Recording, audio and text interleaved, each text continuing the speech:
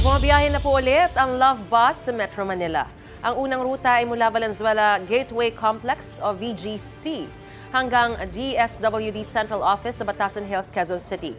Ikalawang ruta naman ay mula pa rin sa VGC papunta namang Parañaque Integrated Terminal Exchange o PITX. Ngayong buwan, libre pa ang lahat ng sasakay sa Love Bus na bumabiyahe mula alas 5 ng umaga hanggang alas 10 ng gabi.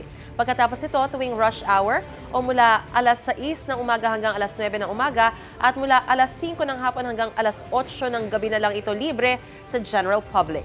Mananatiling libre ang sakay ng mga senior citizen at persons with disability buong araw. Bukod sa Metro Manila, umaarangkada na rin ang Love Bus sa Metro Cebu at Davao City.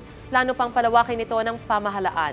Maaaring makita ang mga terminal at ruta ng bus sa Love Bus app.